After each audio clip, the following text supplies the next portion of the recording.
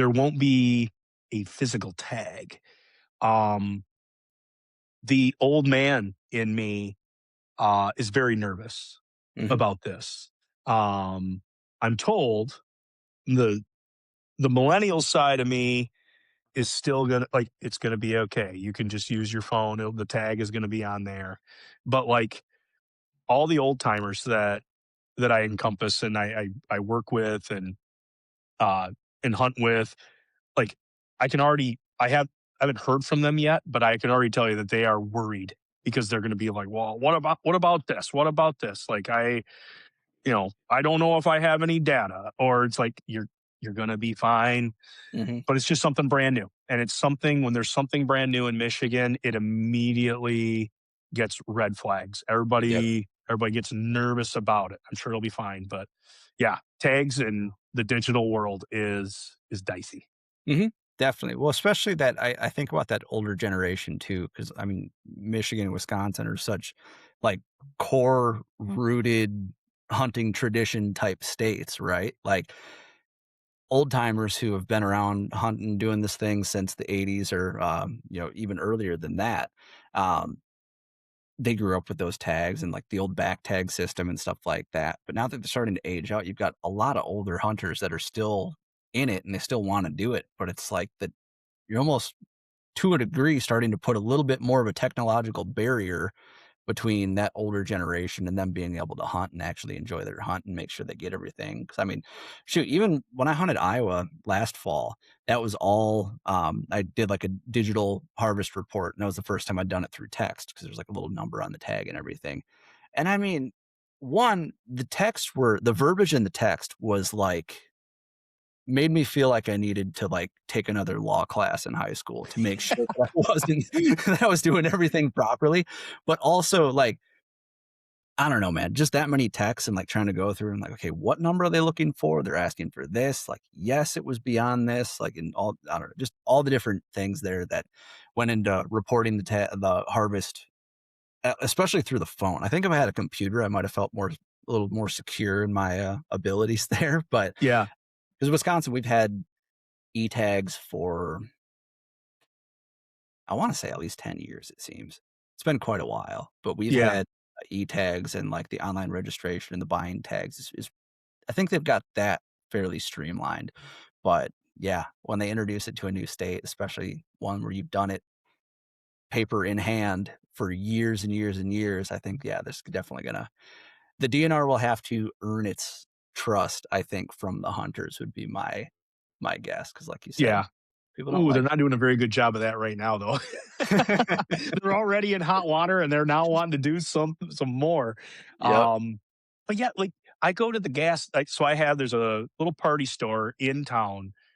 That's where I get my tags every year. This is Mhm. old man Nick talking. That's where I get them every year, and it's a. It has nothing to do with the tag itself. I can go 100 different places, but I go to this little party store, It's tradition. and now that it's gonna be online, you're like, "Yeah, I can do it from my app." To keep that, do I gotta go do it in the park? Like, just we were talking a little bit ago, stealing not Microsoft, stealing, McDonald's Wi-Fi or stealing Panera Bread's Wi-Fi, like, do I gotta go and just, like, park in the parking lot to, like, say that I still got it Mhm. from the party store? This this new idea or, like, not having the physical tag, because I got buddies who will take that tag, they get it from Buck, yeah, it it goes on there, but that goes on the back of the plaque and Mhm. then gets hung up. That there's something more than just a tag that they're doing away with. Now, every answer logically, with going with the e-tag, going full digital, it it's purely the way that it needs to go. I will get over this the next season, trust me. But when I'm told, well, just say, look, hey, we need you to report your deer and we want you to do it on your phone. I guarantee there was a lot of people who didn't because A, they were scared of putting their own information out on the internet. Mhm. They got to get through their tinfoil hat. They are a little crazy out there. But at the same time, there's people that were just, oh, I've never had to do that. So why am I going to do it now? And I think that's the battle that they're going with now. change. And I don't know. I put hunting and fishing right up there with baseball. We are so sentimental. We're so superstitious. You name it. We're going to do the same things over and over again. And it's just ingrained into that tradition of what we do. New stuff scares people. It's Yeah. so funny how that works out. Yeah, definitely, man. And it makes you wonder too, that generation who wants to hold on to doing things the way that they were doing it before.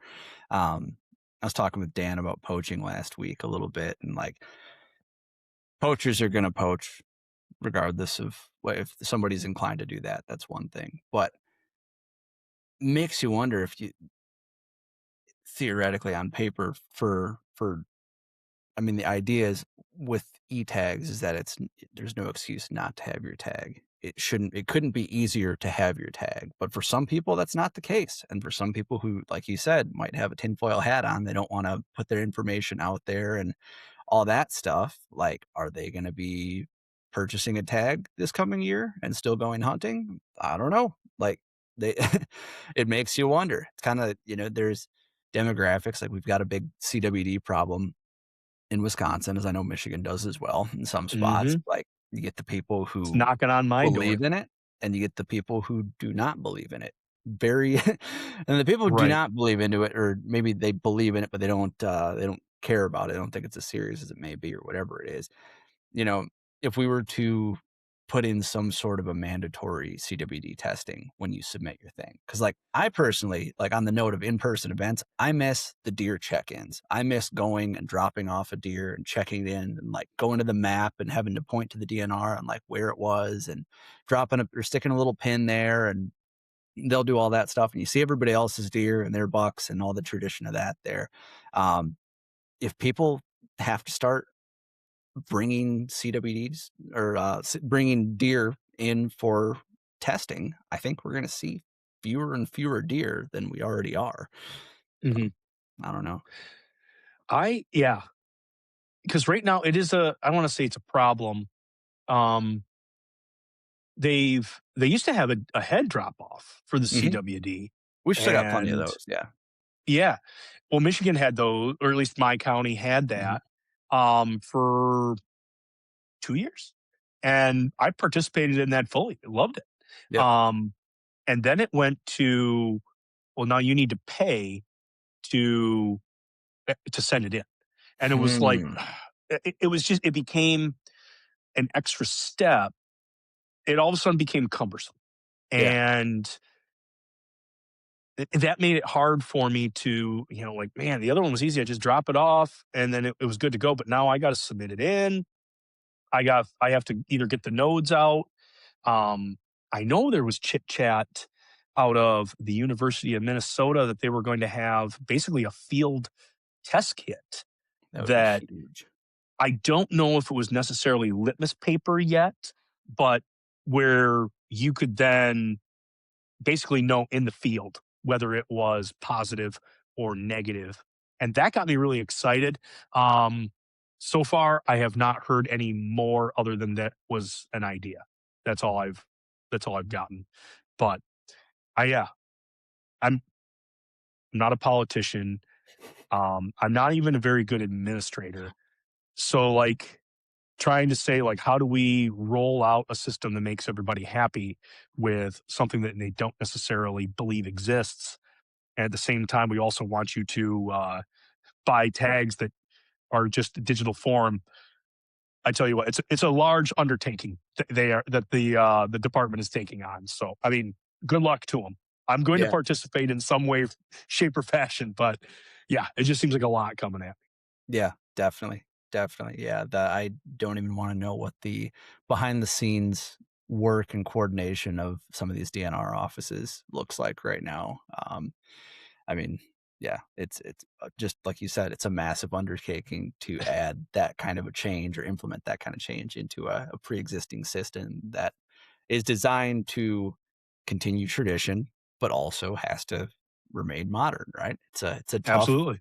tightrope to walk there, but I am very excited about that potential for like a self test or a field testing kit for CWD. I think that would, if anything's going to make CWD research and I think CWD mitigation, um, even close to possible more than Mhm. it is. Like truly, like bring it into the modern era and allow us to gather real data. I think people are gonna because, like you said, it's a cumbersome process, or it certainly can be when you've got a. I mean, the thing I think we talked about it the last time you were on the show.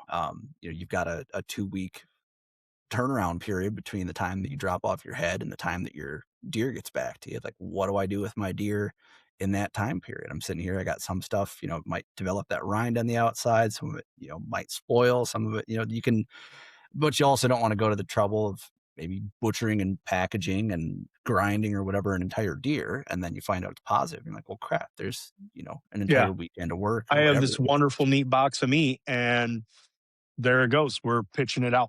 Yep, exactly. Yeah, it's tough. But, well, folks, welcome to the Wisconsin Sportsman Podcast. We hit record a little early there, and I really, really liked it. This is your home for all things hunting, fishing, and conservation in the Badger State, presented by Lone Wolf Custom Gear. I'm your host, Pierce Nellis, and as you can tell, that was the first time doing an intro like that, Nick. So thanks for gritting your teeth through that. But folks, what got us on the Absolutely. topic there, I've got Nick Otto, host of the Huntivore podcast with me. But what got us on that topic there was the debacle that ensued this morning as I and many others across the state logged in at 10 a.m. to the DNR Go Wild login site to get that leftover turkey tag, only to find that they could not purchase one within the first hour or two. And many of you had the site crash. I had the site crash multiple times. I was in line multiple times.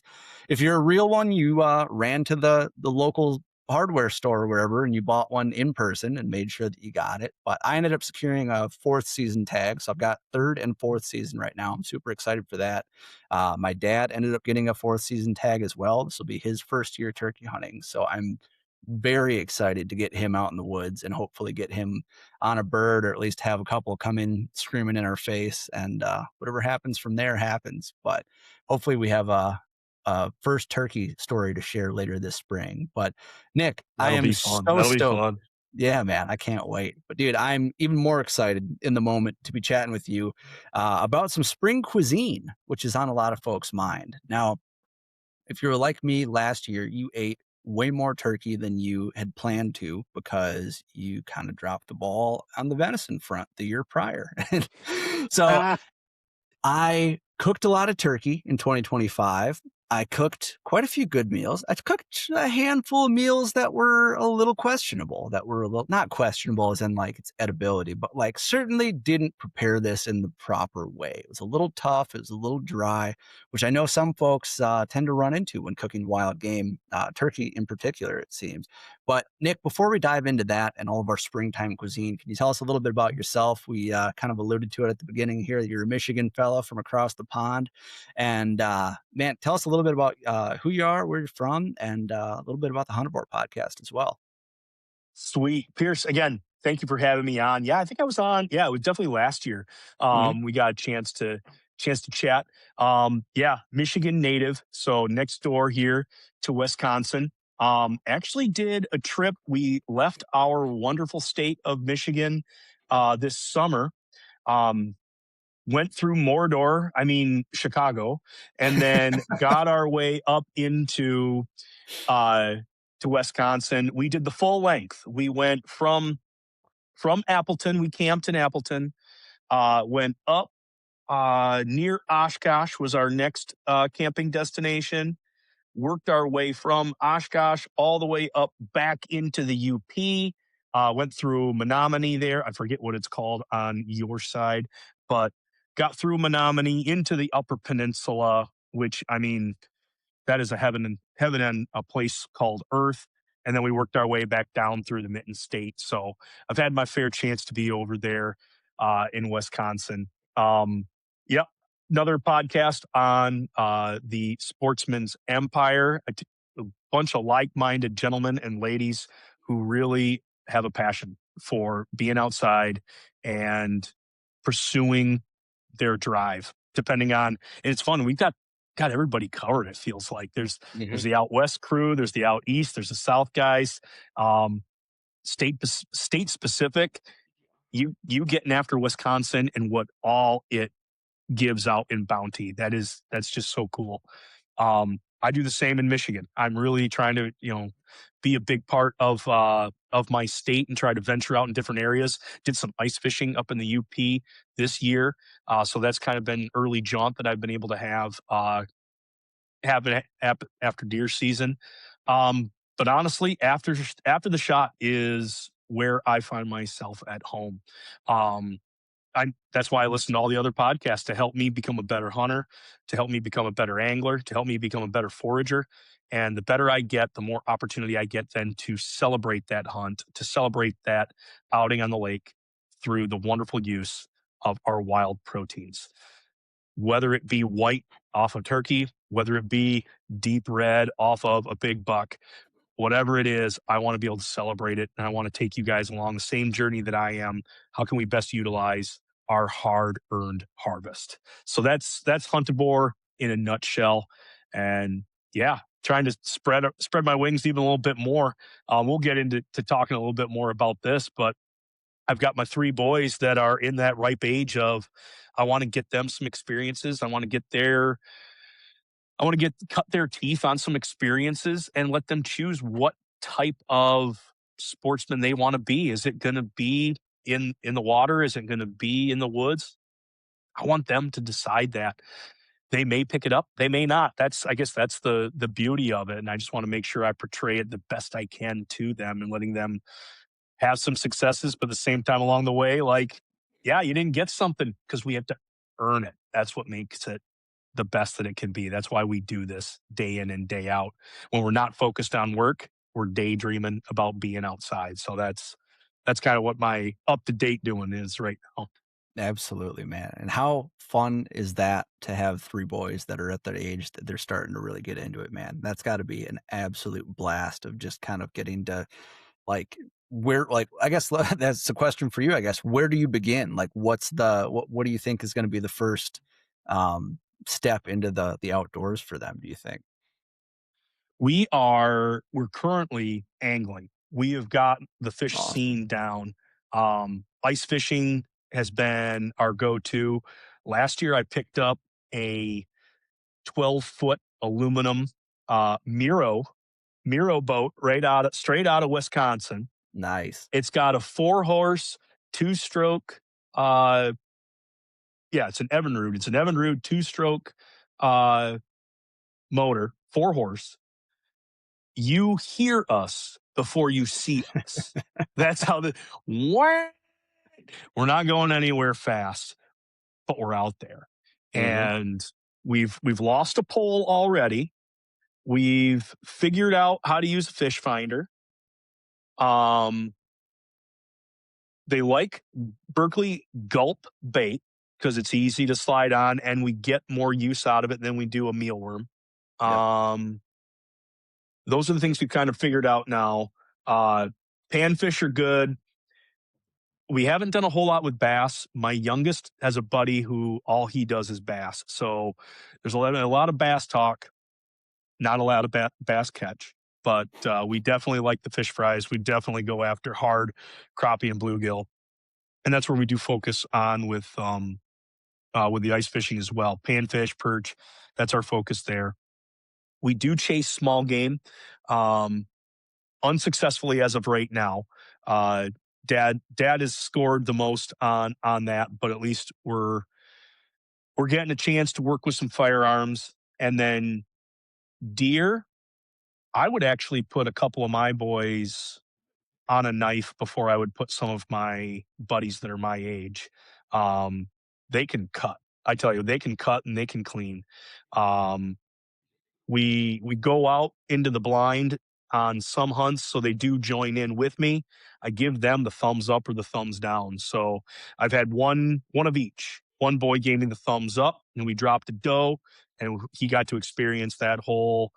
Now we got to find her. Now we got to gut her. Now we got to get her home. That whole adventure.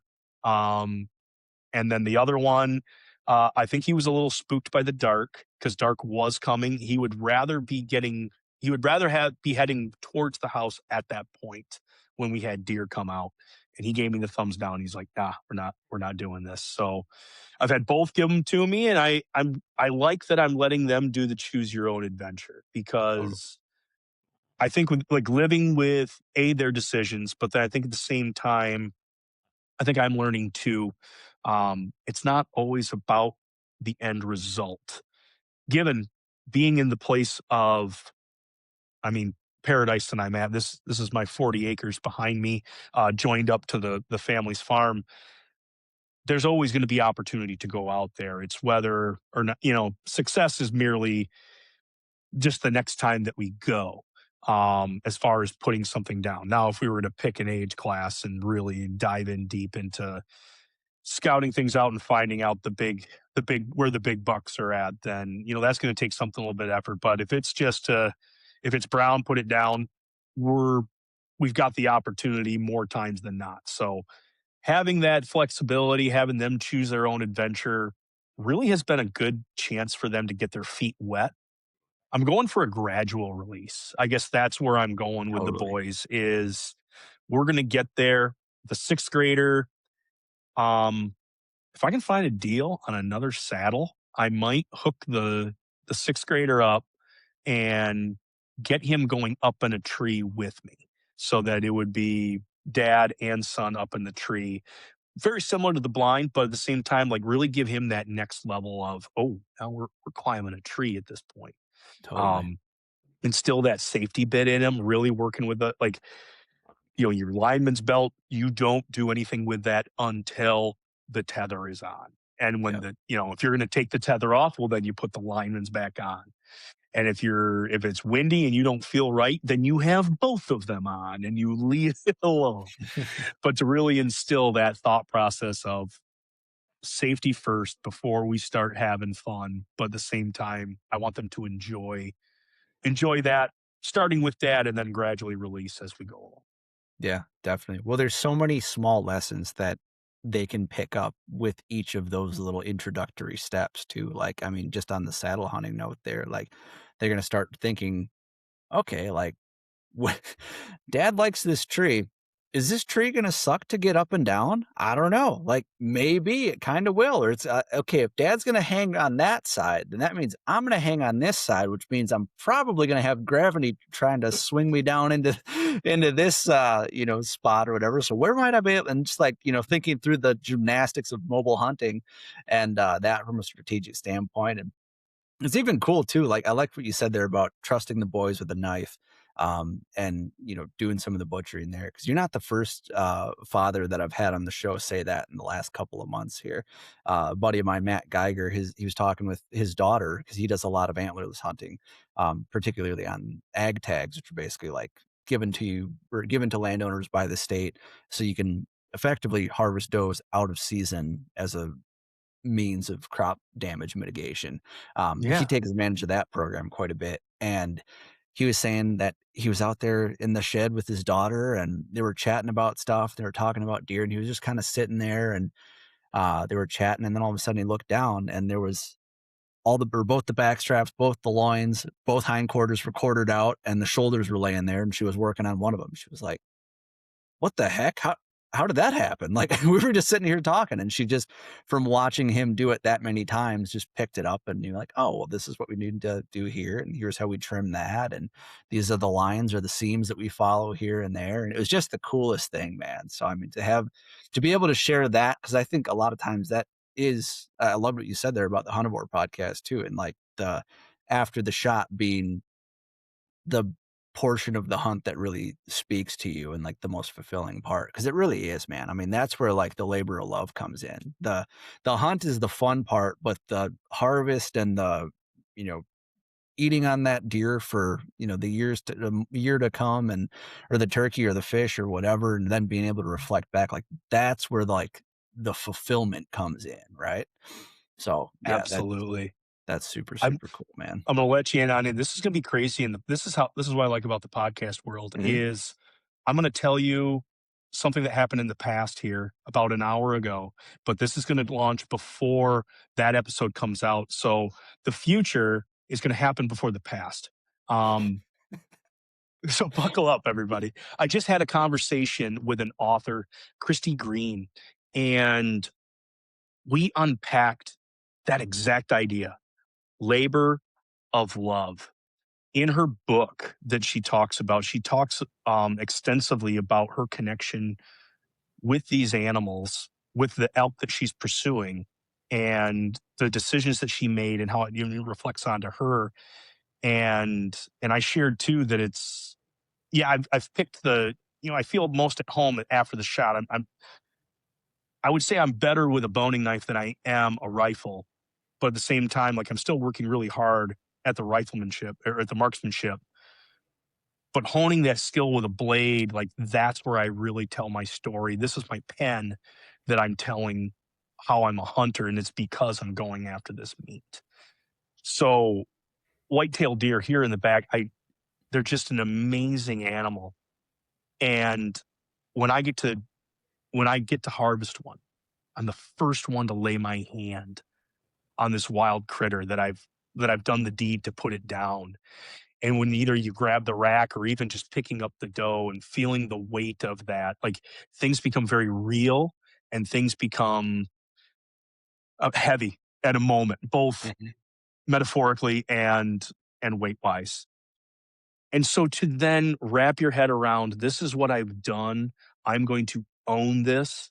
I am going to grab this animal and physically drag it because there's no more truer sense of being a hunter in the fact that I've now shot this animal and it's done the best it can to seemingly get away. They never run uphill. They never run to the truck. They always find the deepest, darkest hellhole, and that's where they expire. And now you have to then, I mean, you as a human, yes, we are part of creation, but you are literally ripping creation from creation at this point, and you feel that tear, and it's not easy, and it's hard work. It builds those relationships that when you do have somebody grab another leg, like what a bond you get. Like we're ripping creation here out. This is the first essential metaphorical flesh of this coming out, and we're doing this together. Mhm. And that moment of being able to get it back and that exhaustion, this isn't supposed to be easy. And I feel sometimes that with our privilege, this was the term that I heard, the privilege of money or the privilege of equipment or the privilege of these different stuff, we can minimize that effort. And having the side by side to pull up and have the winch just drop it in and to quickly get it back before the bodies that even had a chance to set up, we've fast forwarded through a lot of the experience that you could get from that. Mhm. Now, there is there is convenience. There is, hey, I need animal A to be at garage B right now. See you later. Let's get this done. I do understand that. There's a time and there's an essence, and if there's something that you're desiring to do afterwards, then like that's what you have to do. But we also these are steps that can't go away. If we're totally reliant upon the processor to do that, I'm disconnecting myself from that hunt. It becomes two hands touching that. It Mhm. becomes less of a personal asset. And then maybe I'm speaking on my own terms, but when I get a piece of meat out and I cook it and I make it and I enjoy that eating, like I I relish the whole aspect of it. The flavor profile doesn't just start and finish with making the shot and watching them drop. It's the whole afterwards bit about that that gives it those notes that you really hold up on. So, long story short, I loved that, and that was a soapbox that I had to stand on because it is after the shot. I feel is being lost in the realm of convenience, and I want us to still appreciate that because there's moments like you were talking about your buddy with his daughter. There's got to be shed time that happens, and there's got to be those long conversations because you're there having to do a long process thing. And I mean, why is maple syrup so sweet? Because it's a 40 to 1 and you got to be there and you got to boil that stuff forever. Wild game is very much the same way, that you appreciate those pieces, those morsels more so when there's blood, sweat, and tears that have gone into it. Hey guys, I just wanted to take a quick sec to tell you about Lone Wolf Custom Gear. Lone Wolf Custom Gear is as good as it gets when it comes to mobile hunting equipment. Whether you're a saddle or stand guy, public land or private, Lone Wolf Custom Gear has a set of sticks, a stand, a camera arm, and any number of accessories to get you closer to your target buck. To make it even better, everything is 100% USA sourced and made right here in the Midwest. And it's even assembled right across the river in Iowa by hunters who love chasing deer just as much as you do. To build your kit today, go visit lonewolfcustomgear.com. Now, let's get back to the episode.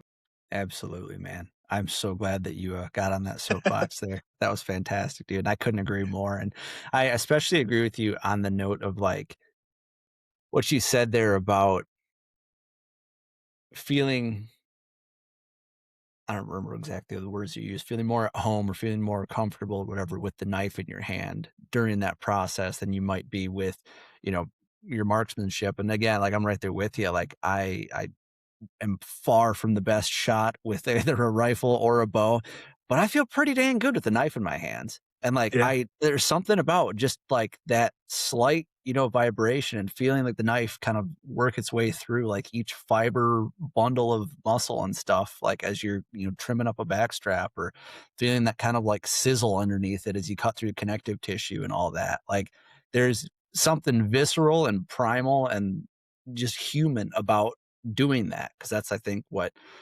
our ancestors didn't have the $1,200 carbon fiber you know 348 FPS bow or whatever it is. They were doing it, but they were still having the same exact process of butchering and cleaning that meat and harvesting and everything. And yeah, it's unfortunate it doesn't sell as well as a new bow or a new gun Right. or scopes or whatever it may be, but that 100% is I think where I don't know, circling back, just the fulfillment of all comes from, man. So, yeah, it's I would but also like to know a stat. I don't know how we would ever figure it out. It would be it would be the biggest undertaking ever. Maybe it needs to go into the new digital survey that happens at the end of the questions. But which is used more, Grandpa's gun or Grandpa's knife? Mm, Which is taken into the woods more? Because in my small group alone, um,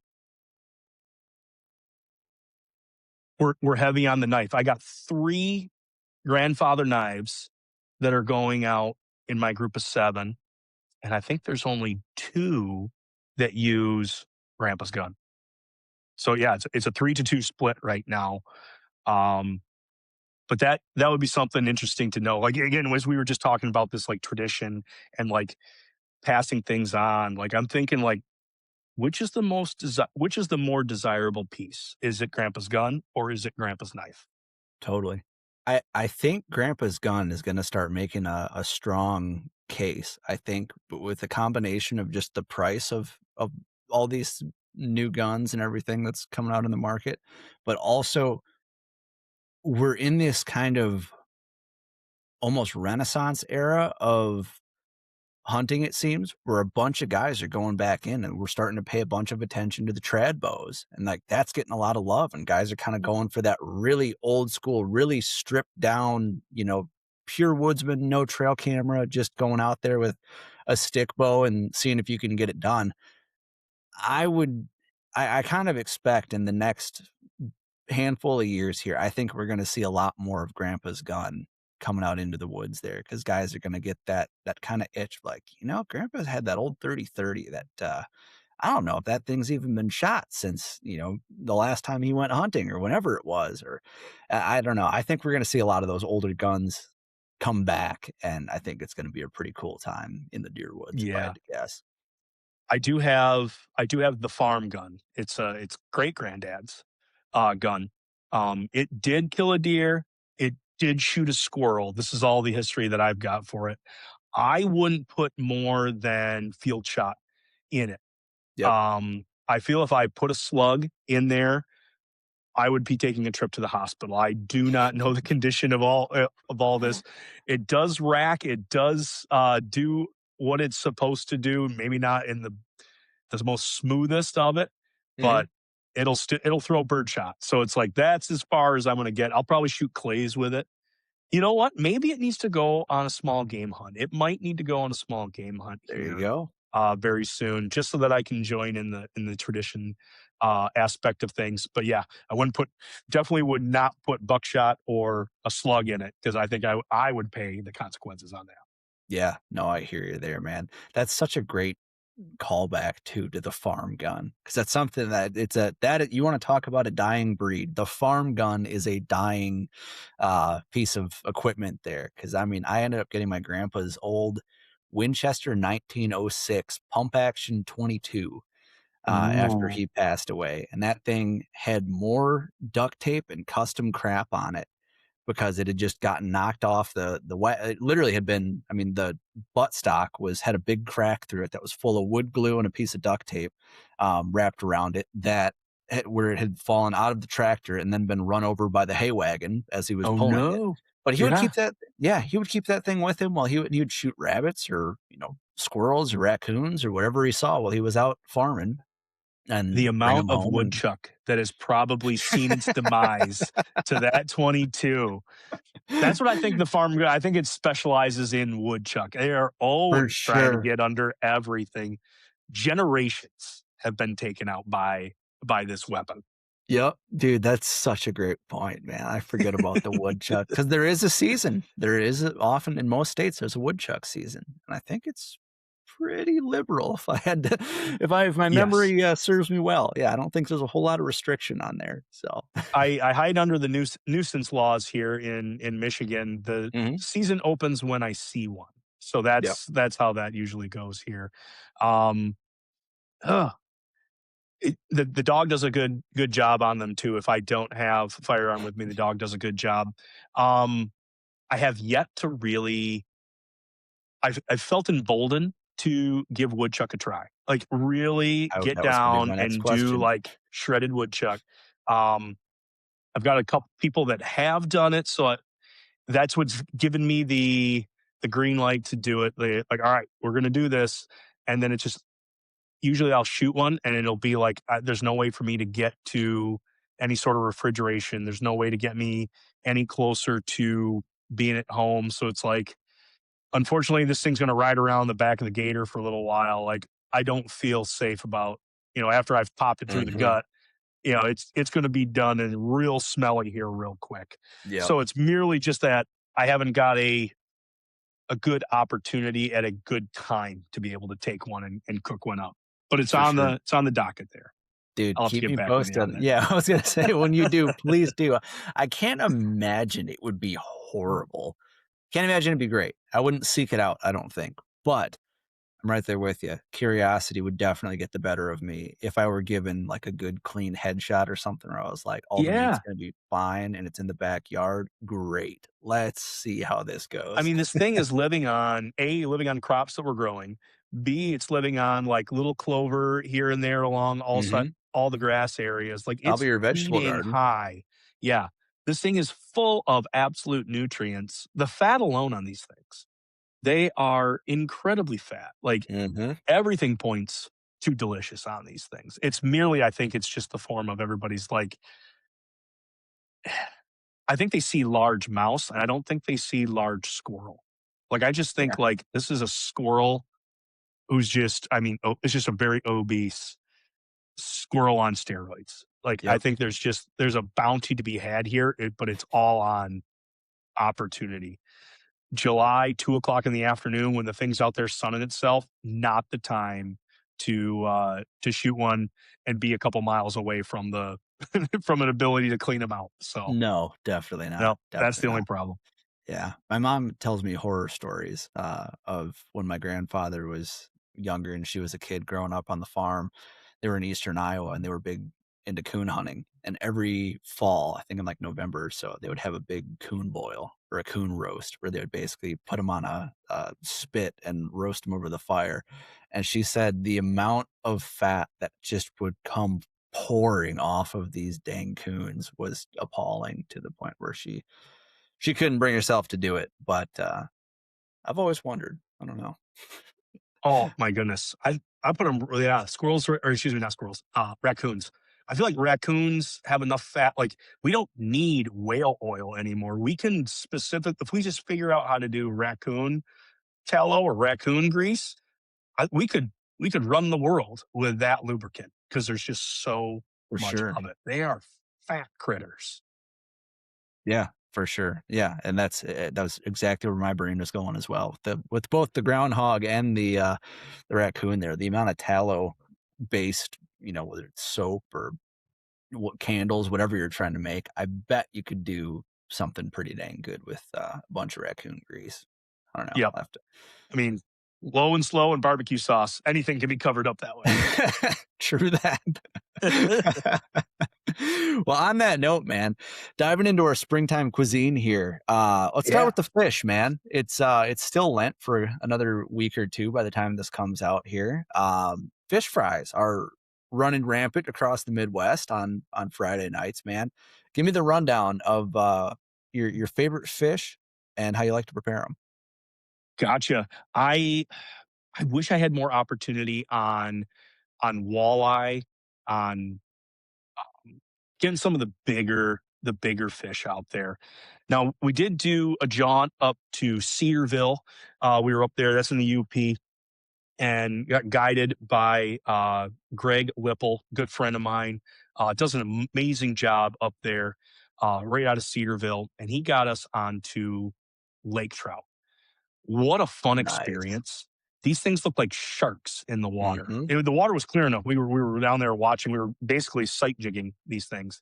And to watch them just jet in out of who knows where, hit our bait. The way he hit my lure, he came in and does like a 360 and literally tail whips it Yep. to knock it out, and then comes back and I happen to just move it out of the way that he jetted under. Instead of going for my bait, he went for my buddy's bait.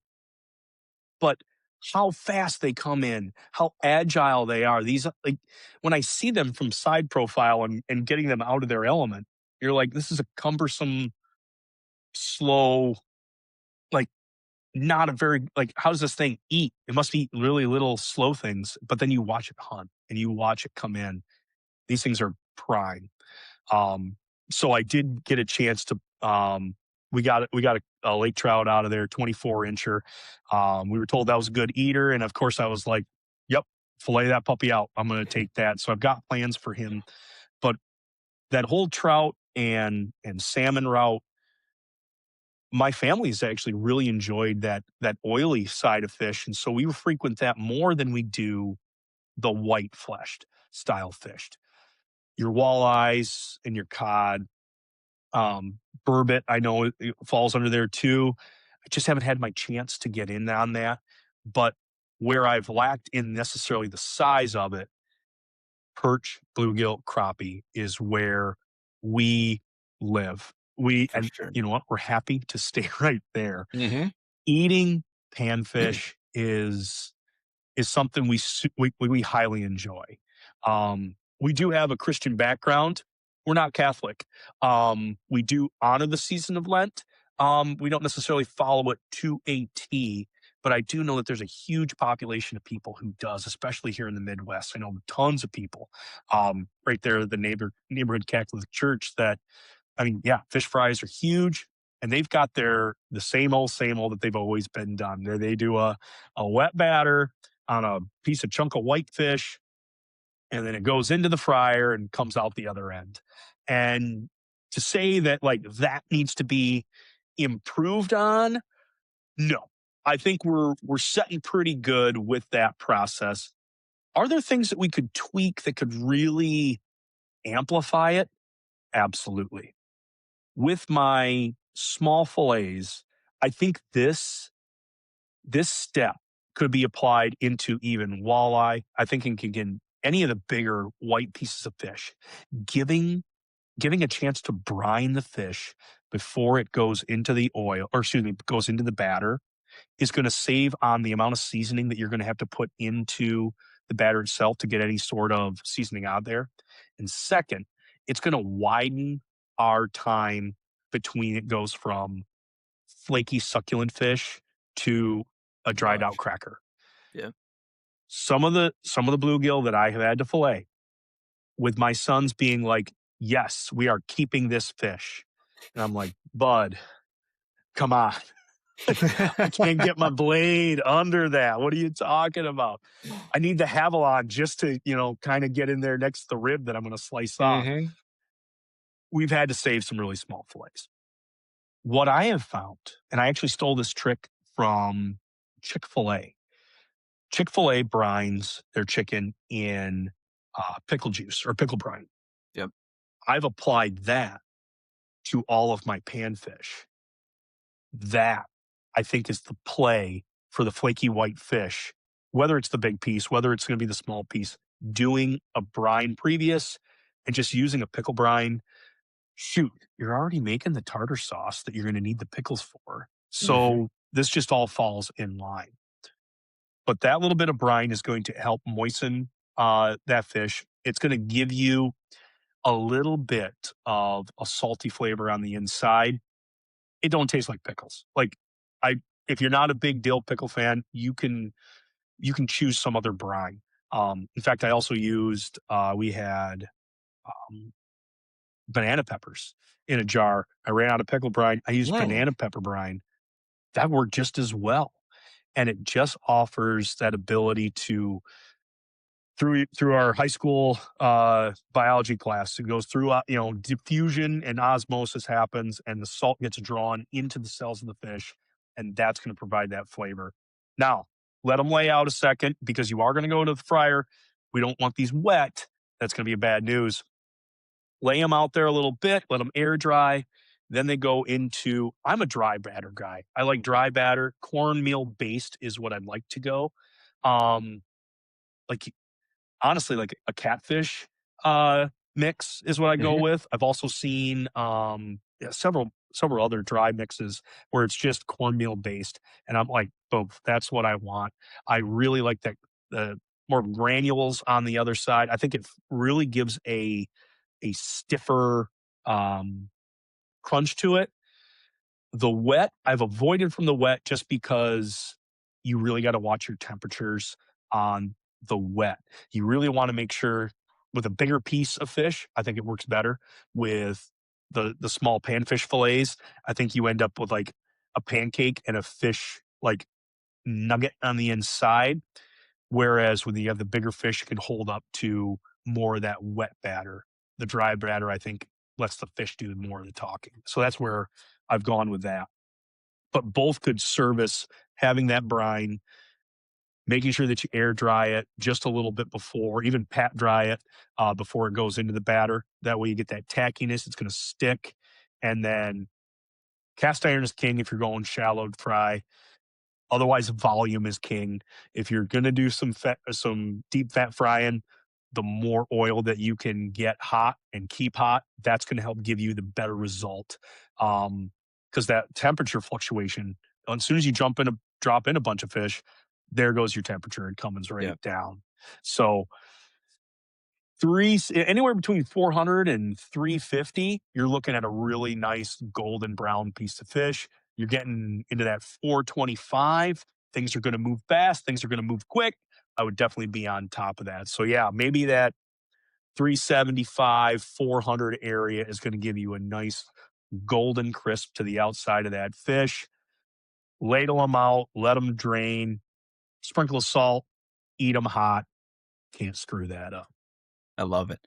With those batters, both your dry batter and your wet batter, do you tend to just use do you use a custom homemade blend? Do you just grab off the shelf the Shoreman's Lunch? Like, what's your go-to for those? You can go it really depends on what your setup is. There's gonna be people that have the tried and true we just talked about how we are very superstitious. We live on tradition. There are people who are gonna buy shore lunch every time because that's what dad did, and that's Yep. what Uncle Dave did, and that's what yada, yada, yada did. That's what we do. Get the shore lunch. I'm not telling you not to pick that. I personally have found, again, shopping around, there's a local guy that makes them around here. It's a Skeeter's brand, and dude, I love that one. I'll buy 2, knowing that I'm gonna have a fish fry one night, use 1, and then I'm just making a stockpile because there's gonna be a night those boys are like, "So fish, we're doing that tonight?" Like, "Okay, I gotta have it at the ready." So having a package at the ready, whether it be a Skeeter's, a shore lunch, a whatever, but honestly, you can just make one at home. I would go half and half, do like a all-purpose flour and cornmeal, mix those together. That's gonna then you can judge from your ratio that at that point, do you want more of the corn on that? Do you want more of a smoother finish to it? You can choose either way that you want to go with that.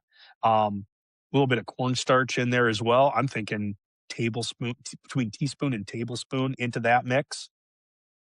Throw some salt in there. I wouldn't pepper it by any means, just because pepper does not do well at high temperature. I've actually started adding Hmm, pepper after I'm done cooking because those the pepper oils will scorch really fast. So when you pre-pepper something, say you throw it on the grill, you scorch a lot of that oil, and then you don't taste it. It's just like black flecks. So pepper after, and I've been getting more black pepper flavor.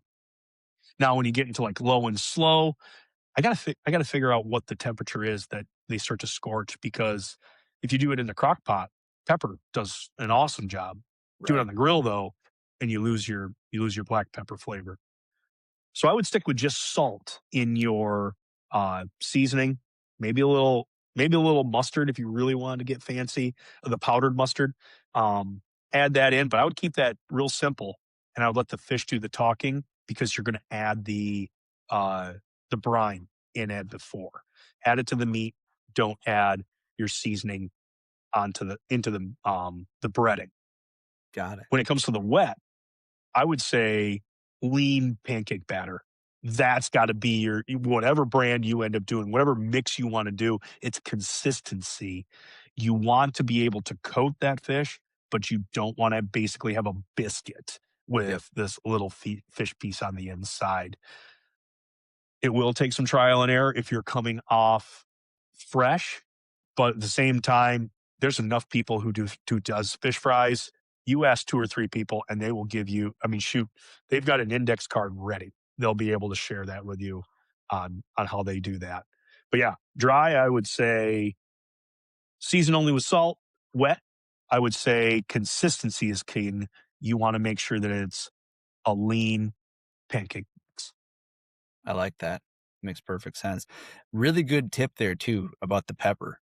I never had heard that before, but it makes perfect sense because I've done many a taco recipe that hasn't quite turned out how exactly I thought it was going to.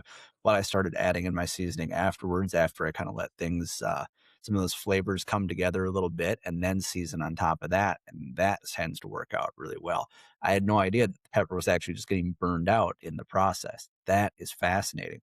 Does that go for so I've done we're gonna hop onto the transition to turkey here in just a sec, but I've Yeah. done it with fish too, with some like, I've used the meat eater, I think it was like their mermaid blend seasoning or some whatever it was when they first came out with those, different seasoning blends. I Yeah. used their fish one on, I think it was some walleye or bluegill maybe. I think it was bluegill, and did that, but I was seasoning the meat first, like the fish first, and then doing the batter. And then I was like, it didn't quite taste right. So tried mixing it in with the batter to get that flavor in after there. If you're somebody who's going to go the route of like using some sort of a seafood seasoning blend, like a meat eater blend or a spice out of whatever brand you're after there, would you recommend like work that in at any stage, work it in after the fish is cooked, and just kind of sprinkle it on top to give it a little dusting? What's your thought there? I would say definitely on the way the fish is being prepared is gonna help that. So Okay, if sure. we've got high direct heat, for the case of the deep fat fry or even the shallow fry, that's where we're running into our problem, is Got it. that oil is at a very high temperature. Let's let's transition that to like a side of salmon. So when I do a big fillet of salmon, or even shoot, we could even say walleye or whatever, we got a big fillet that we're doing. I keep skin on and I will season the flesh, skin side down, season the flesh. I will put on the pepper, I will put on the salt, I will put on the lemon zest, the garlic, the whatever I'm trying to do. I'll put that on top because then I'm going to sear only the skin side. I don't flip. I season just the skin side of it. So when I lay that down in my cast iron pan, that heat is directly hitting the skin and it's not transferring up onto the top, scorching all of that seasoning that I've put on the top. Mhm. As the meat begins to warm itself through, that's when I get that infusion of those ingredients in the top. When I finish it, I go into an oven a little bit slower. I'm thinking like 300 degrees at this point. I'm not bumping up to 375. Um, I try not to. My wife is definitely like, hey, the way I get this done faster is if I go hotter. I don't know if that's exactly how everything always works, but at 300, I don't get that scorching like I would at like a 375 or a 400. So Sure. you're going to get a better bang for your buck your with your marinade seasoning or whatever seafood seasoning that's coming out if you are not giving it the absolute direct heat right on that. That would be more on like a roasting side or a searing side. Sure. Um, if I were to I do it in a pan where I'm searing the skin and I'm still got it like, whipping hot, butter in the pan, and now I'm basting the top of it. I'm going to then sprinkle on the seasoning at the very end. I got to let this piece of fish rest, sprinkle that on while that's resting. All that warm butter that's still on there, that hot butter on there is going to carry that into the fish. Is Got it. it over that scorch point? No. And I think that's why we're going to get that. But as soon as we get into that deep fat fry, all of those wonderful little pickups that we want from the seasonings, I think are lost just in that process because we're dealing with, you know, 400 to 425-degree oil at a lot of points. We got super hot oil because we want the fish in and we want the fish out. So adding the seasoning after is going to be probably the only way you could do it on the deep fat fry. Or I would go with a larger piece of fish. You could do that in a searing oven style roast. Dude, I love that. Thank you for breaking that down because you just saved me, and I'm hoping a bunch of our listeners a bunch of, the seasoning budget for this year. Right. Well, even just heartache too. Like Yep. you come up, you have something that you put all this work into. You have the story about this fish, and now you're serving this fish up, and people eat it, and they're like, "Oh, this is really good fish." But you really wanted that pepper to stand out. You really wanted Mhm. that seasoning to really just make this sing. I thought this was supposed to be the stuff, and I scorched it. Yep. It's okay. We can come back from this, do it again. Just find that different method on how you wanna use it. I love it, man. That's awesome. Moving on to turkey, the bird that's on everyone's mind right now. How do we Absolutely. avoid how do we, A, maximize our bird, and B, avoid I loved the text that you sent, when we were trying to set up, our episode today because I was like, "Nick should I know he works in education, but he should really be in, like, marketing or sales or something like that." 'Cause the text you sent, throwing out some talking points, which we didn't even talk about the meaning of venison, but bird Well, then we're is the coming back word. around We because will. someone needs to get schooled in that one. Yeah. A friend of ours, we're we're calling out Dan Nine Fingers today, don't you worry. Before I Yes, hang we up, are. we're talking about that. Absolutely, yeah, but you said bird is the word, dry and tough is in the past, modern bird hunters keep the legs and the wings, and I was like, "Yes, you're damn right they do, Nick." So, how do Absolutely. we prepare those cuts, in a way that's gonna honor the bird and the hunt that we just had with that bird. How do we maximize it? First, I'm going to burst everybody's bubble.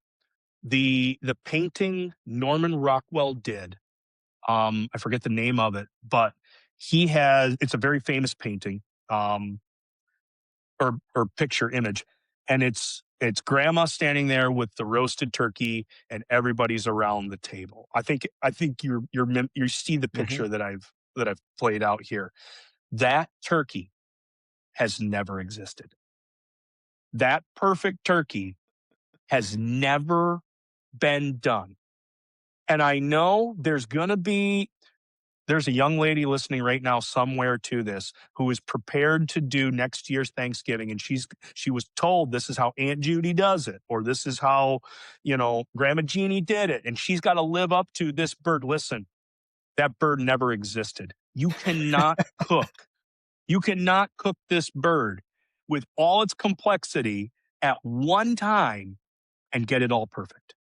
There is no way, because of the dramatic effect of this bird. It runs for its life and it flies without any inhibition of hitting anything. This thing is a survivalist, and one method cannot cook this bird. It needs to have a purposeful hand when it comes to dissecting this bird apart and using each of these pieces. Now, all that being said, we can use every bit of this bird for something good. I was trying to look it up real fast. I couldn't find it, but I have an episode on Huntivore where I break down every part of the turkey. Where I go through, okay, this is a whole bird. This is where I would then make it into a half bird. And that's where I would then cut the crown and I lay it in the half. This is where I would then, if I wanted to have a whole breast and I cut on the top, I walk through that verbally. I wish I could have shown it visually, but I break all these pieces down. Then you got to think about the purpose, or excuse me, the outcome that muscle was doing. The breast. The breast is white meat. The breast did see work. I mean, you can make a tough piece of breast really fast, but think of it more like a bodybuilder here.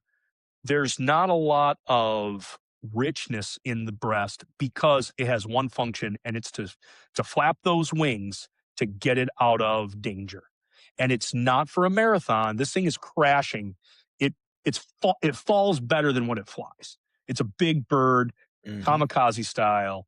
All it needs to do is get up there enough to then coast. And that's all those breasts are meant to do, is just quick, hard bursts. Like, we're thinking clean and jerks at this point. That's what that thing is doing.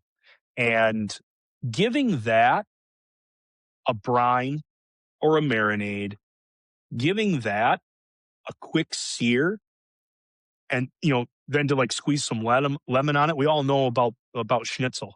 You pound it out, you bread it, you hit it with a little lemon after you fry it up. The thing is an amazing piece that you can have. You can smoke it, so you can then turn around and do it low and slow, where you're giving it time to relax. And then when you cut it against the grain or cross grain, you cut it with, it's going to be pretty rubbery. But as long as you cut it against the grain, you're going to end up with a very flavorful piece of meat. Um, I see a lot of guys that do breast them out and they leave the skin off because they just take the breast out there.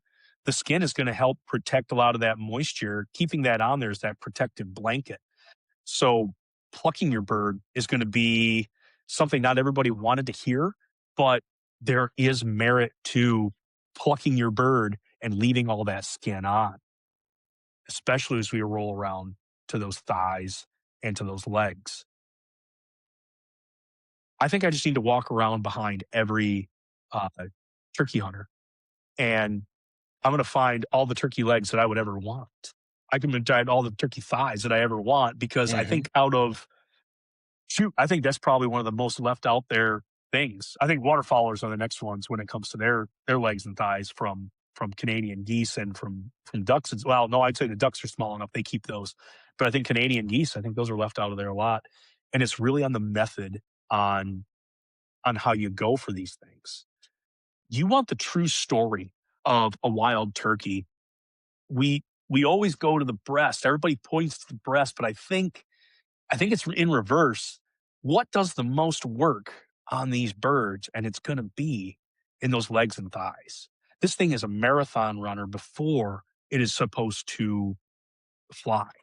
Yep. This thing will outrun just about anything that chases after it. I mean, it's one of the only bipeds that's out there. It can sprint, it can change direction. It has the ability to do that. And with that, that story is written into something that is super tight, something is super sinewy, but all of that translates into flavor and to taste. How do we capture that? It's going to be low and slow. If you start doing those things in the oven at 300 and you're cooking it just the way you would the breast, you're going to throw those things out forever because you're not going to harness the gelatin. You're not going to harness all of that velvety goodness that begins to soften as this thing is applied with low and slow moist heat. Those sinews that you hate, they start to relax. They start to begin to let go of it. And this doesn't happen fast. This happens over time in your Dutch oven, in your crock pot. We're looking at 8 to 10 plus hours. You just went and found the big bad Tom who's been running for his life for the past year and a half. That's where all of that is going to be harnessed, is in those legs and in those thighs. It's dark meat for a reason. That's that mitochondria. That's the work in there. That's the flavor that I want. That's the story of this bird's existence, is relegated into that dark meat. What's nice about the thigh, there's not near as much sinew on that. You can smoke a thigh. And I tell you what, dark meat has always been my favorite, but then when I've had the opportunity to help somebody out with their wild bird, to pluck it, to give them some pointers, and I'm gifted what they don't want. I think that's funny. It's kind of funny. But they toss me a leg or they toss me a thigh. That's exactly what I go to it. I brine that thing, I smoke it, I'll finish it in the oven, I'll cheat even. I'll put it in the oven where I have a little more control, let it rest, and then you just slice that thing thin. I can't think of a better springtime sandwich meal.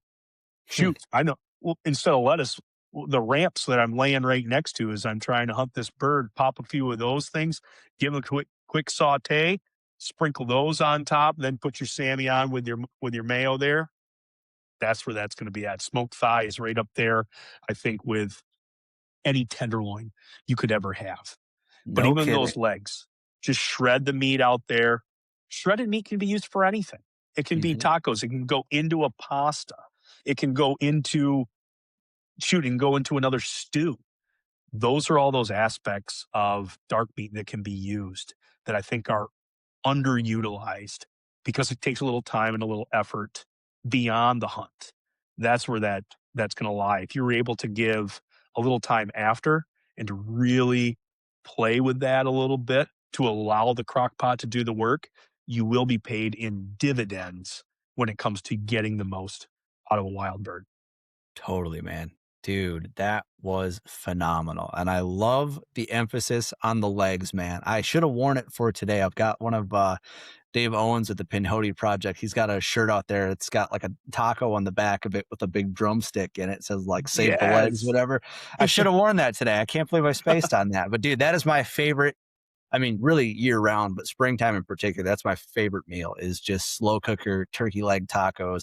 But I love what you said there about how shredded meat can be used for anything. Cause that's something I always overlook. I'm like, okay, I've got a breast right here. I need to cook the whole breast and I need to, you know, slice it into fajitas, or I need to use it for, I don't know, do like a turkey Caesar salad or something, whatever it may be, or schnitzel, like you said. Yeah.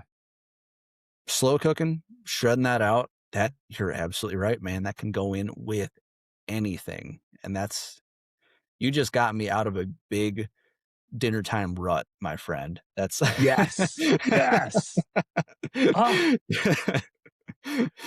Here's And one so that I really, really liked, and I think there's a twist here too, talking mhm, about so we started this talking a little bit about morels.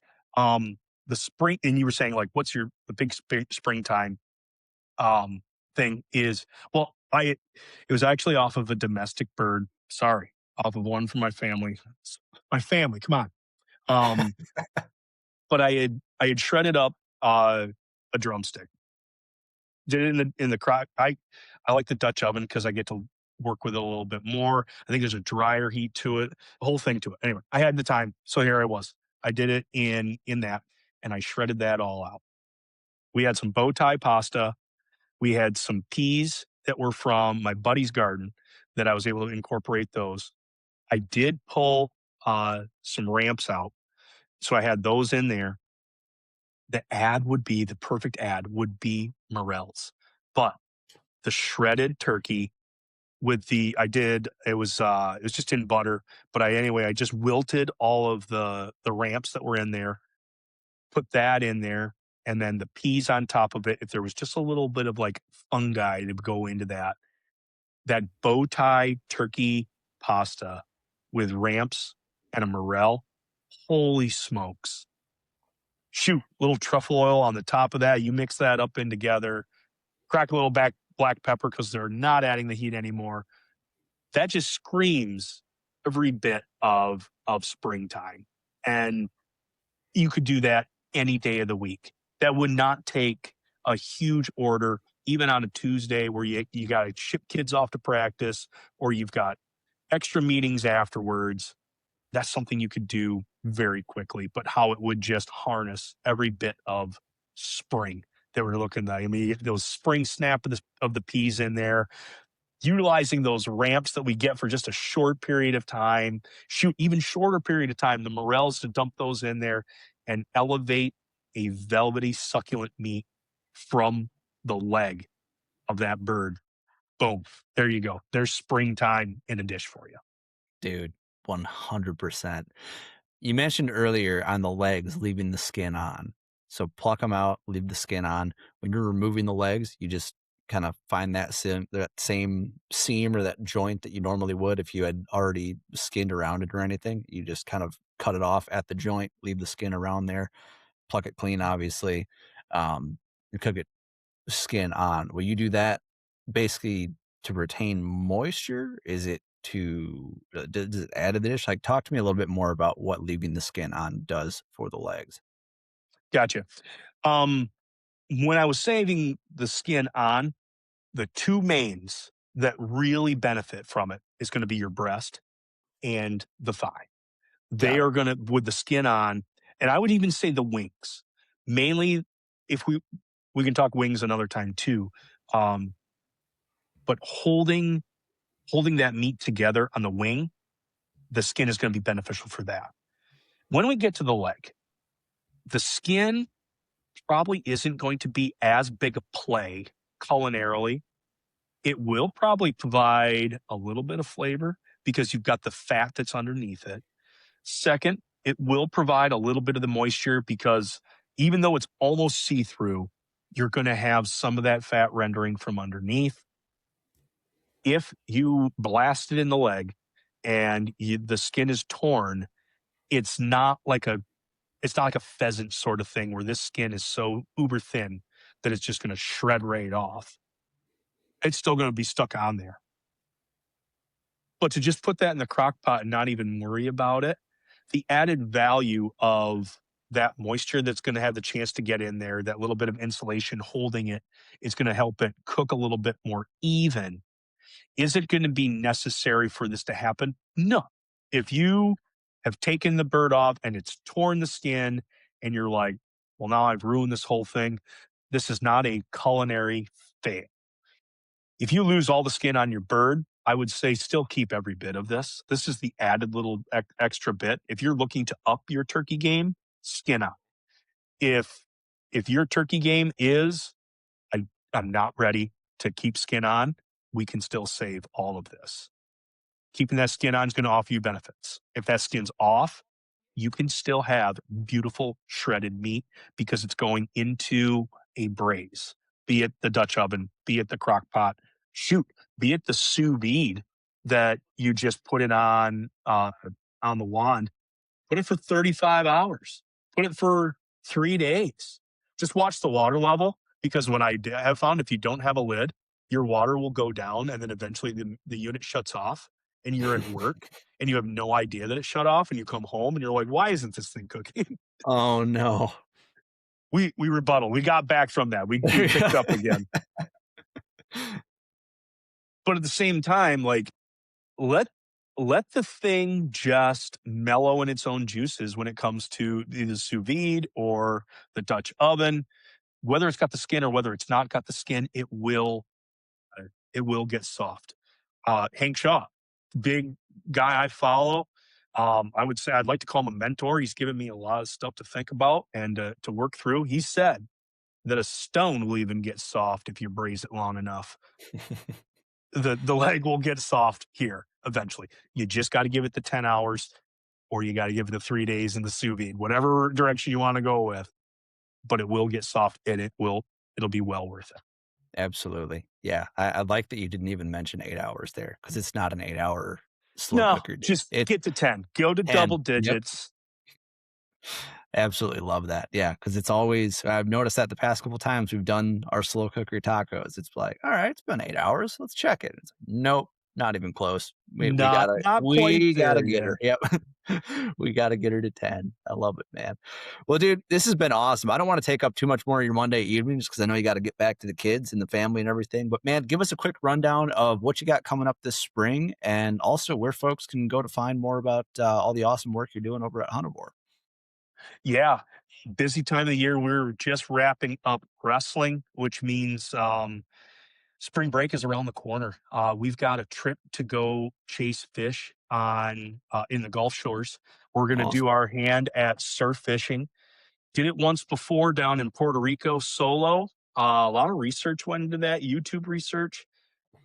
It's funny because like I feel like I knew enough deer hunting that I guess I wasn't surprised about new information. Like it was, I'm still approaching all of my hunting as a student. There's still something for me to glean, but there was something completely new about trying fishing from the beach. We're going to Puerto Rico. The wife wanted the drink. She wanted the umbrella. She wanted the beach. She wanted to lay out forever. And I'm like, that sounds awful. I'm going to get covered in sand. I'm going to be hot and I'm going to be bored. This does not sound fun. I'm going to find something to do. Surf fishing came up. Well, now I had my chance to do it. I showed the boys a couple photos of fish that I caught. Well, now we're going to Gulf Shores, and they're like, "Get those rigs, Dad. We are going shore fishing." So, Heck yeah. yeah, we got 3 rods ready to go. I had to put different color, braided line. They wanted to pick their own color braided line. Through my research, I also found it doesn't matter the color. So I was like, "Good. We have a red, we have a blue, and we have a green. Everybody's got their own rod." A fourth rod is coming down for we're going to do a couple lures. I'm really emphasizing on these cast masters. I've heard really good work of these cast masters working in the surf, so we're going to give that a shot as well. But pompano is on the menu, whiting is on the menu, sheephead. That's what those are the 3 target species. But if we pull something out, we'll give it a go. We'll figure out how to cook it no matter what it is. Heck yeah. That's on the docket. I am joining a couple of the boys down in Oklahoma. We've got our hog camp down there. A couple former uh, podcasters on Sportsman's Empire. We got John Hudspeth. We're going to go see him. We're going down with Nate Roosevelt, and we'll meet Andrew Muntz down there as well. And we're going to chase hogs. I tell Nice. you what what an exhilarating hunt, chasing hogs middle of the night with thermals. It it is a blast. It is something so out of world that I can't explain. As a Michigander, I'm like, this is so fun. It has to be illegal. Well, here in Michigan, it is illegal, but down there it's not. So that's why we're going down there. So we'll be bringing back some wild boar. Awesome. Yeah, if you ever get a chance to do wild boar, do it. It's so much fun, and people tell you, "Oh, that those stuff stink to high heaven. They are no good eating." It's because 'cause they're lying to you. They've never tried it, or they're trying to keep it for themselves. This is the best tasting pork that you can get on the planet. I would take wild over store-bought day in and day out. My wife enjoys it. She's got a pretty mild palate. Like, she can handle some gamey. So to say that my wife, who is pretty much through and through Dutch Michigander, she can handle wild boar and and like it for all the nuances that it is. Like, it is extremely good stuff. So when people tell you it's bad, they're straight up lying to you. How much meat are you bringing back from a trip like that typically? We have brought back first trip we brought back 5. We brought back 5 big ass hogs.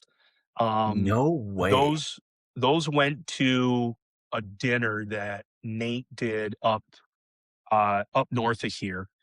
Um, Last year, I wanna say I brought back 3. I'm still sitting on a lot of pork. I'm questioning whether I take a sick day and, just spend it next to the smoker because I've got, like, 4 wild pork butts, pork shoulders that need to go through the smoker and that need to get shredded up, bagged up, frozen up. I've got 2 big hinds that need to go to, um I wanna do the ham. I wanna do the whole, like, Christmas ham thing with these. So they gotta get cured, they gotta get salted, and then they gotta get smoked. Um, but then, yeah, there's a load of sausage that I gotta put together. I've been not doing bacon with the belly, but I've been doing its European unsmoked cousin, pancetta, not pancetta. I got yelled at for adding the H. Don't do that. I've been making pancetta, air dried pancetta. That actually was inspired by uh, Dan Johnson as well. I started doing that mainly because a dish that he wanted me to do that he's gotten into was spaghetti carbonara. I did more of the traditional, but I added the wild boar flair. That that is a great way to use that belly. They say it's too thin to do bacon. I can agree. You end up with shoestring bacon. It's very thin. It's good flavor, but it ain't gonna do much to you. Pancetta is gonna be a better way to use it.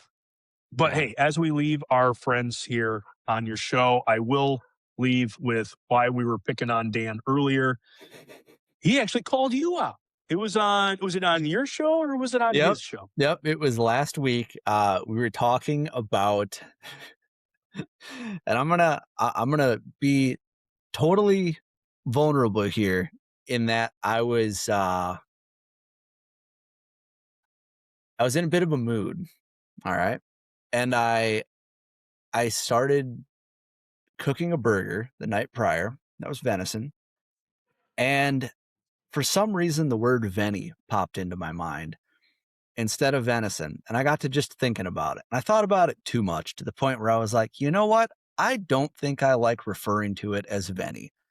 I think I like venison. And Dan mistook that as, well, you know what? We're going to get Nick on the horn because I know he says Venny and I know that we're going to. But then that somehow got misconstrued into what is venison? Is it elk? Is it moose? Is it all cervids? Is it only whitetail? And I was like, well, I'm pretty sure it's all cervid species. Is it not?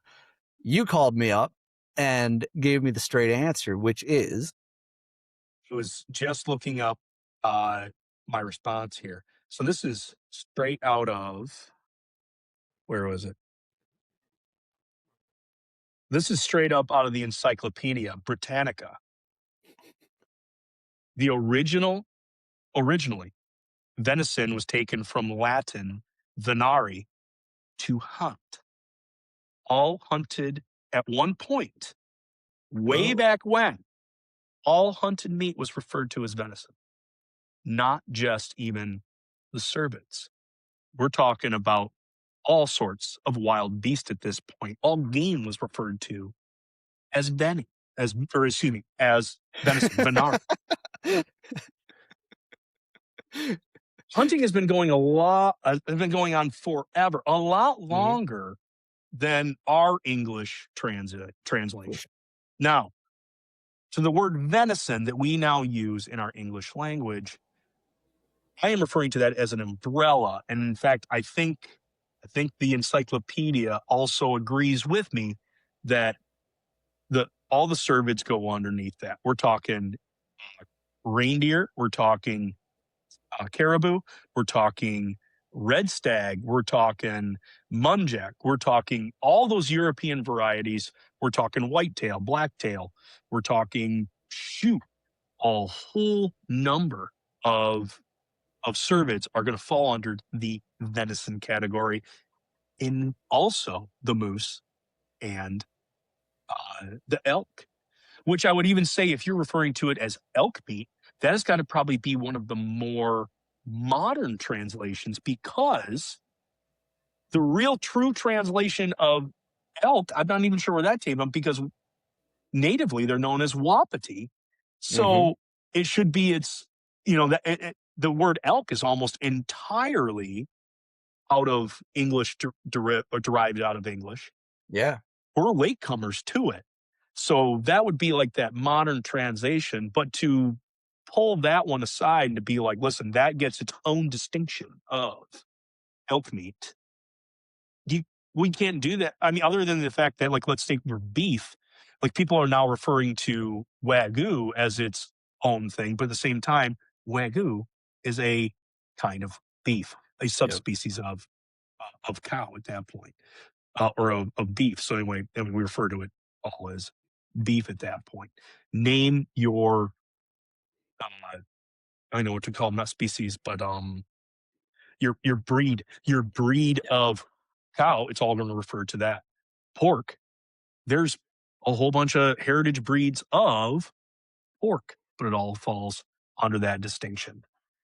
So when Dan is saying that these get their own subsets of, this is elk meat and it should be only known as elk meat, you're giving specialization to something that already has a distinction of being venison. Veni, as I refer to it, is shorthand for venison. Why am I comfortable with giving it the shorthand when you yourself won't go the shorthand? Being that I think we're both here at, we value it the same. You're putting it up on a pedestal. My whole idea of being a podcaster is to talk about and elevate and raise up Veni. mhm, But Veni is such a commonplace in my diet. It's such a commonplace that I use, that I feel okay giving it a shorthand because it's something that I'm very comfortable absolute with. This is a nickname given to something that I'm close with. of course, To keep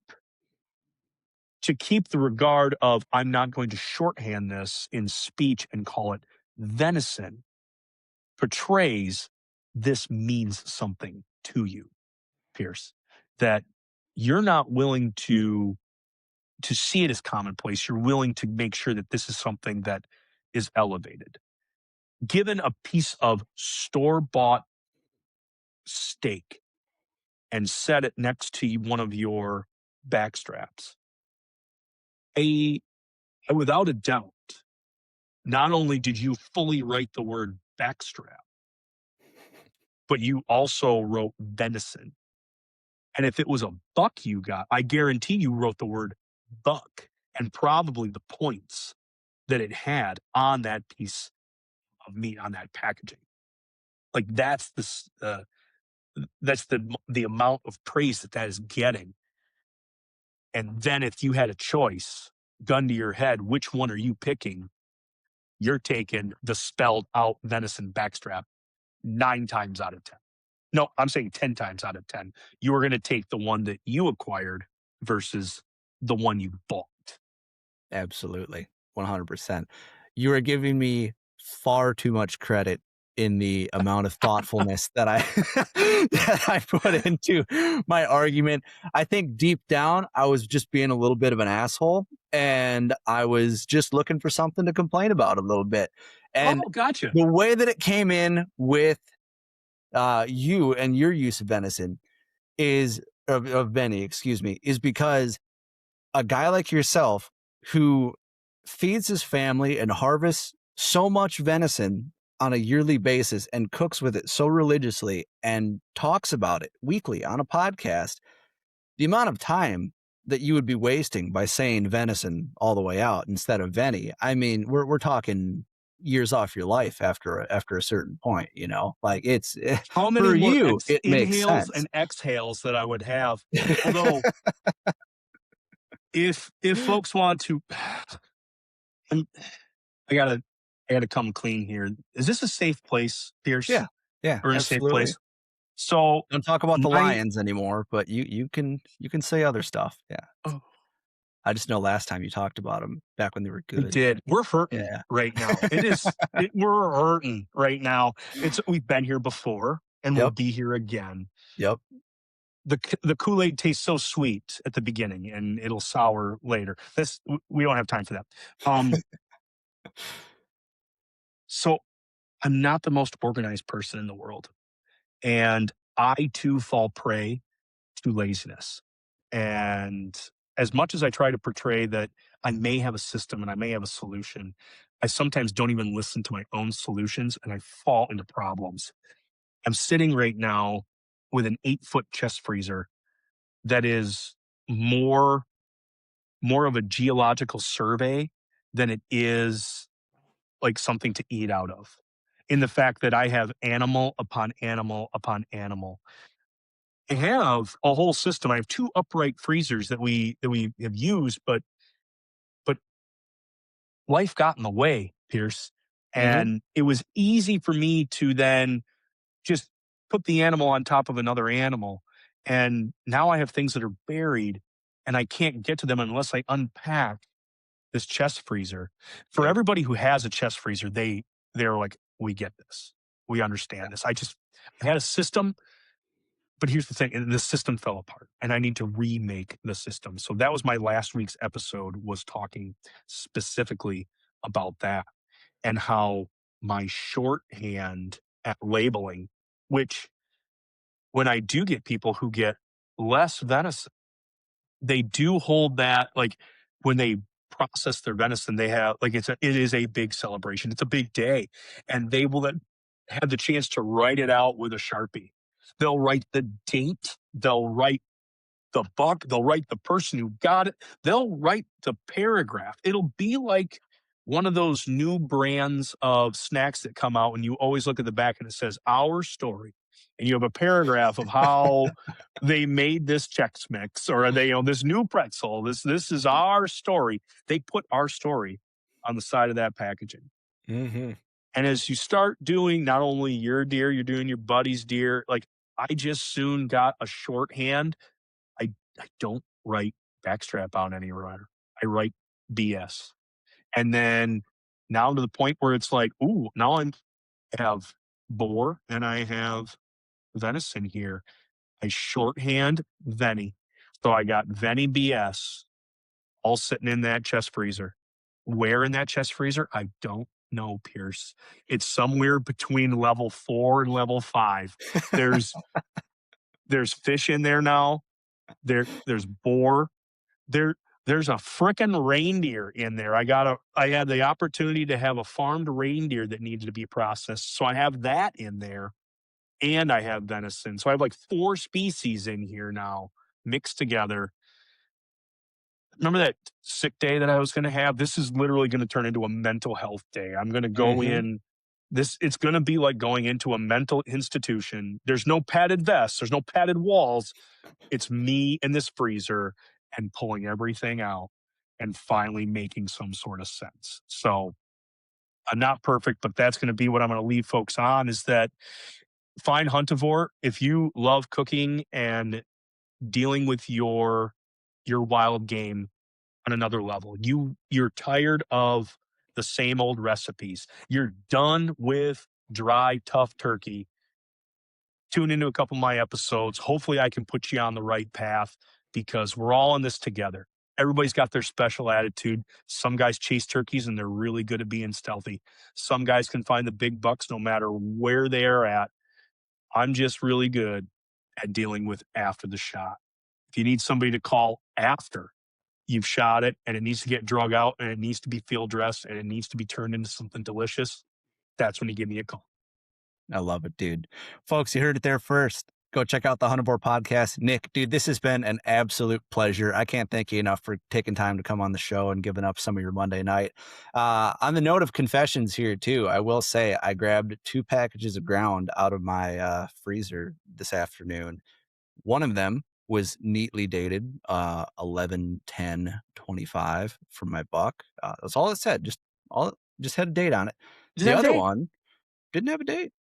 Nothing. No, No date, I'm sure it's no, fine. I'm sure it's fine too. I'm I sure mean, it's I know great. I did it. I don't know what it is though. So, I don't know. That's my confession for today. But dude, thank you so much for taking time to come on the show, man. Stay in touch. Good luck this spring. Good luck down south, especially. And man, I look forward to the next time we have you back on the show. Absolutely, Pierce. Keep your knives sharp, man. Absolutely. See you, buddy.